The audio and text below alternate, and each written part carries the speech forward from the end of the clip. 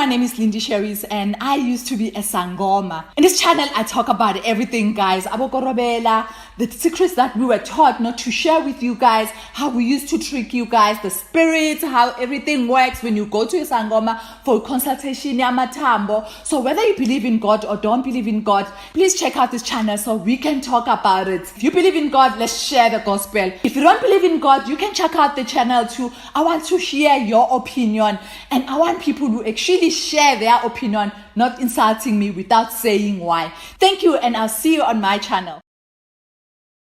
Hello, everybody. Thank you so much for joining me on my channel. I'm Solomon Izang Shams. They call me Uncle Solomon. Welcome to Solomon's Temple.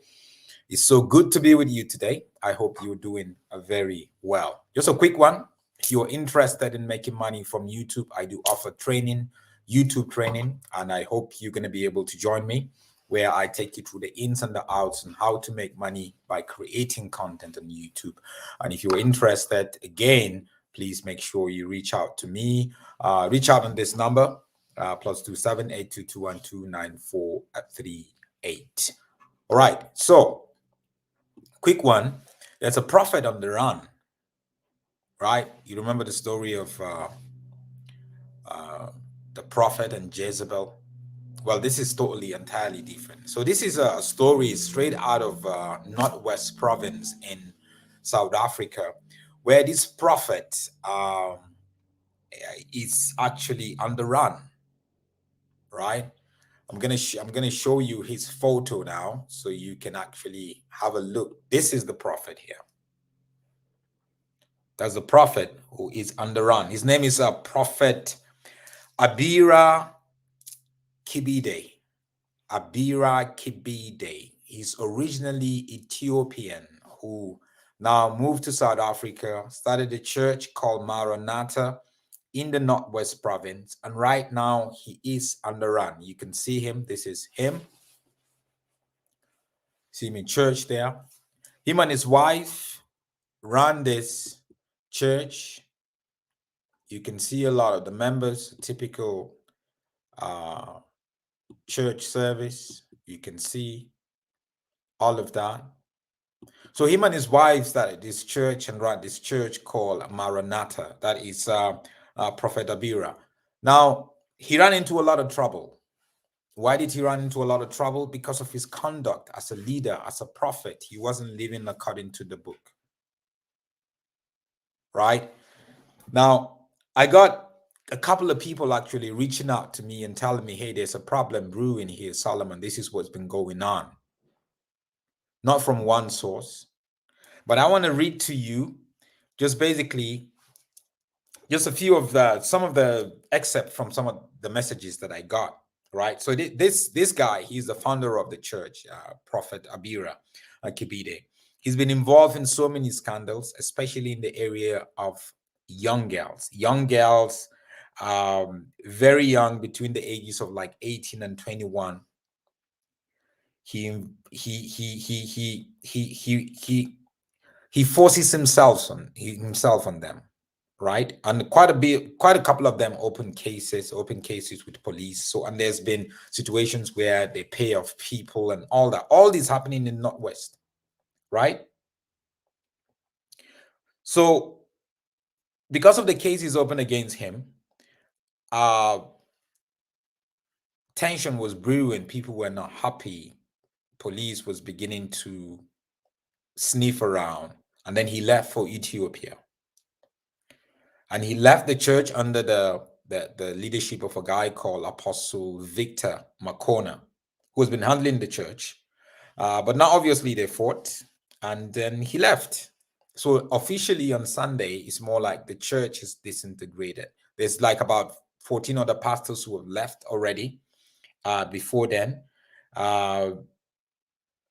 And he managed to encroach into some leaders in that community who are like really political leaders, government leaders, and they cover him up really nicely all this while. And also paying bribe to girls to drop the charges. And he knows that if he stays longer in South Africa, he's going to run into trouble. Arrested, investigated, court, go to jail. So now he's gone. So obviously, if he comes back to South Africa, he's going to be in trouble. But whilst he's in Ethiopia, obviously, like a lot of them do, he was still benefiting from the church. Forces the pastors that he left, raise money, send me money every month, demands money, because that's what he used to do. And so it was a concerned parent that actually came to me who knew other parents whose daughters has been taken advantage of. Now, this parent is actually concerned because she has a daughter and the daughter enjoys the church, but now she said, look, I have to leave, right? The name of the church again is called Maranatha International Ministries. I'm going to give you the address just so you know, because we need to know this thing so you can talk to other people. Other people will talk to other people, right? So the church has been going through a whole lot of division. The congregation has been living en masse. That's good, because when there is such scandals in the church, even just leave, guys. Don't not think twice about it. Just leave. And I'm going to play you an audio of him after last Sundays, after the pastor he left to be in charge. Some of them left. So this one now, the last one, left. And he actually took quite a lot with him, right? And I'm going to play you the audio. I hope you can hear the audio. Let me see where the audio is.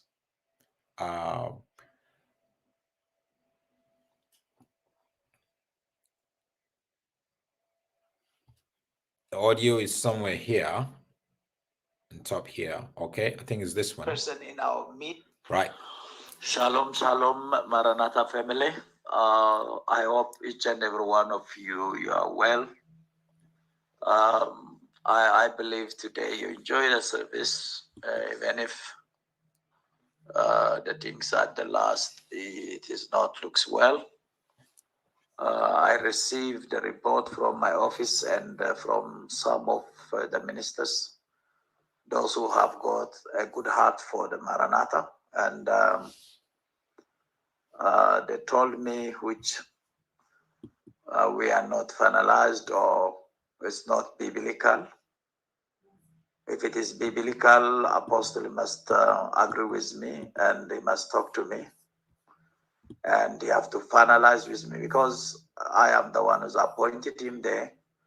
He must not call the ministers and telling for the ministers he's leaving or whatever. That's not a procedure. That's not a well Christianity way. Therefore, be strong. People will come, people will go. Even if not Apostle Makona, if I say I am leaving Maranatha, I'm no longer in Maranatha. You must not, lose hope and don't be offended, because you are there for purpose. Each and every one of you, you are there for purpose. God called you for purpose. You must not rely on people. You must rely on Christ. You must not rely on anybody else. You must rely on who called you and who give you, who appointed. So I must say, so this is how they manipulate people. This message was sent to a WhatsApp group, right? And that's how they manipulate people to keep people. He's in Ethiopia and he needs people to keep feeding him. This is in Rustenburg. The church is in Rustenburg, right? In Northwest Province, South Africa. This is how they manipulate people. Hear exactly the kind of words that he uses. To be each and every one of you, you have a message you have responsibility for the moment of the message, for the moment of the vision of Maranatha. Therefore, we must not stand in the day of the judgment. We each and every one of us, we are going to stand in front of judgment. Therefore, we must not stand in front of judgment and wrongly because we are going to support someone else, because we are convinced by somebody wrongly, and so and so and so. Therefore, we work together with Apostle Makona, and I don't know what happened to him. We're still praying. Yeah, there was a problem between me and him, disagreement sometimes, but we didn't finalize because we are still working out. And there's also. So he said there's a problem, there's a disagreement, but he didn't tell them what the problem or the disagreement was, right? You see how manipulative they are. The third person in our middle, because God showed me the vision and to tell for that person was in among us. He didn't finalize and I didn't finalize. I spoke to him. Tomorrow, are you the one who's going to minister or pass the message? He says, I want to minister. And I can forward you what he said. And then I don't know. One thing what I know is he promised me he's going to minister today. That's why I allow him, Therefore, after I allow, to call the ministers is deception for me. It's not biblical. And I hear that he took some of the church stuff and so and so. No problem. He can take it, the church even. He can take it whatever he want to take it. If that is biblical, if that is blessing, if that is whatever it is, he's my son. I know I raised him up for such a position and so and so. If he denied this all, I can't do nothing, But one thing is very heartbreaking is this is always my reward, Maranatha family. Why this is always my reward? People breaking the heart, breaking the church, breaking the ministry, going out, but we still are. Anyway, some info there from the audio that he sent to WhatsApp groups of some of the leaders, obviously trying to manipulate them because that's the way this thing works, right? He's far away in Ethiopia. If you have a problem with the church that you planted in South Africa, I'm sure he can come down. But no, he cannot come down because of the cases that have been opened with the police already. There's been situation of almost that this source who got in touch with me is aware of, young girls between the ages of 18 and 21, about 6 of them. They say he used to call them to his office for counseling and close the door. And then he started forcing himself on them. All the stories are the same. And obviously, these young girls are not going to just wake up and want to create the same synchronized lies against him. It doesn't work that way. So if you're in Rustenburg, people in Rustenburg, watch out for Maranatha. Watch out for anybody who is familiar with this guy. He calls himself Prophet Kibide, Abide, Kibide. And one of the things that is also peculiar with this church, guys, that I have to mention, and with this person is, he is one of these charismatic leaders who you just fall in love with, from what I heard. And charismatic leaders, they lead a lot of churches today that have turned those churches into cults, right? And charismatic leaders obviously are leaders who would manipulate you emotionally. They know how to manipulate. They know how to exploit you emotionally. They know how to control you, control the followers individually or in groups, and isolate you, and always talk about this mandate that God has given them. It seems like God is, they are the only ones who God is talking to. They know how to charm you up. They know how to be charismatic and to be authoritarian also. They know how to do that. So guys, there is a lot of them. Some of you guys attend some of these churches. All you have to do is to look again. Ask the right questions, guys.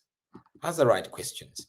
Some of you guys, your pastors, your prophets, and they do so many outrageous things that are totally immoral for a Christian, even not even for a leader. But you're just right there and say, well, pastor is just he's just human like us. So no. That's his lifestyle for some of them. And you have to investigate that. If you keep staying on that kind of authority, your spirit is going to be so contaminated and corrupt to a level where you yourself, your beliefs as a Christian will be distorted. Because now you're totally under spirits that are not scripturally motivated, and because of the way you've been manipulated, and guys, you don't want to go into that kind of depth and then you have to come out of that ditch again. No, guys, save yourself the pain. God bless. Catch you again soon.